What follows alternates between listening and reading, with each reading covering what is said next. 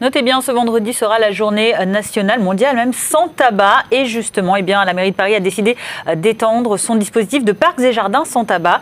Une annonce qui intervient à la suite de l'expérimentation dans 6 espaces verts, c'était l'an dernier. Ils seront, dès le 8 juin prochain, 52. Ça concerne une très grande partie de la capitale. Dans le sud parisien, les détails de Thibaut Cordier, reporter BFM Paris. La mairie de Paris persiste et signe dans son combat contre la cigarette. À partir du 8 juin prochain, il sera donc interdit de fumer dans 52 parcs de la capitale. Alors pour commencer, les autorités joueront la carte de la pédagogie en installant des panneaux d'information, en distribuant des flyers et en mettant à disposition des cendriers dits ludiques afin que les bonnes habitudes soient prises dès le mois de juin. Mais à partir du mois de juillet, fumer dans les parcs concernés sera répréhensible d'une amende de 38 €. Alors ce dispositif fait suite à une expérimentation menée dans 6 parcs de la capitale par la mairie de Paris. D'ailleurs, Pénélope Comitès, l'adjointe au maire et chargée des espaces verts, revient sur cette expérimentation. L'année dernière, nous avions mené une expérimentation dans 6 parcs et jardins pendant du mois de juillet au mois de novembre. Et le retour de cette expérimentation montrait que, effectivement, les gens qui n'étaient pas fumeurs appréciaient beaucoup quand même d'être dans ces espaces. C'est une lutte contre le tabagisme passif. Les fumeurs acceptaient vraiment de manière assez sympathique de sortir. Il y avait vraiment beaucoup moins de mégots à terre, donc avec une préservation, je crois qu'on fait vraiment ça pour la préservation de l'environnement.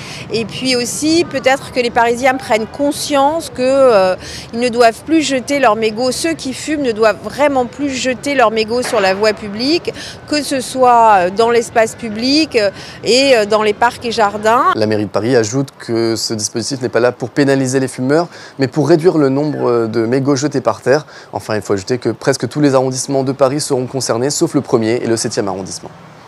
Ces espaces verts parisiens sans tabac, qu'en pensez-vous? Alors, fumeurs ou pas? Thibaut Cordier est allé vous poser la question justement au parc Cherriou dans le 15e. Vos avis pour Bonsoir Paris?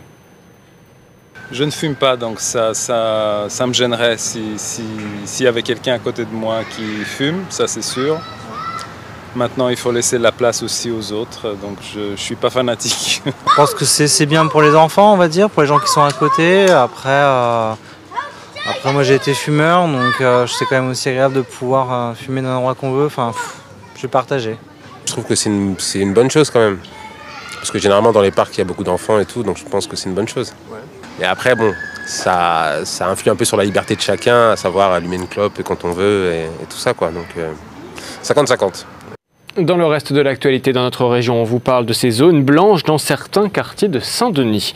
Vous allez le voir, certains habitants de la ville constatent depuis peu une réception très mauvaise sur leur téléphone portable, voire quasi nulle. Des riverains en colère qui se sont constitués en collectif pour dénoncer, je cite, un abandon de leur quartier populaire pour certains opérateurs. C'est le reportage de Thibaut Cordier avec Élodie Messager. Allô, Denis ? Oui, en continuant, on va jusqu'à la fenêtre. Répondre au téléphone, c'est quasiment impossible pour cette habitante de la rue des Ursulines.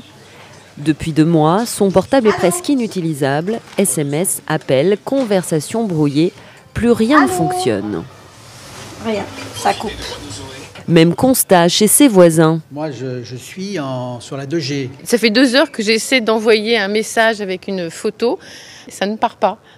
C'est difficile, on est obligé de téléphoner du fixe. Et cette chasse au réseau s'étend jusqu'en centre-ville. Excédés, ces résidents ont monté un collectif. Il y a des endroits à la campagne où on capte encore mieux et c'est quand même des réseaux assez importants, Orange, Free. Donc il vaut mieux monter un collectif pour être plus fort. La source du problème, 2 antennes relais retirées de cet immeuble. On a appris que 2 antennes avaient été démontées, certains les ont vues. Ils ont vu une grue retirer les antennes et ça correspondait exactement au moment où on a perdu le réseau. Justement, Orange et Free peuvent se permettre ça parce que c'est à Saint-Denis, parce qu'on est à Saint-Denis, parce qu'ils ne se permettraient pas ça dans un beau quartier parisien. De leur côté, les opérateurs téléphoniques assurent rechercher une solution, mais l'installation de nouvelles antennes prendrait environ 2 ans. En attendant, aucun dédommagement n'est prévu pour leurs clients pénalisés.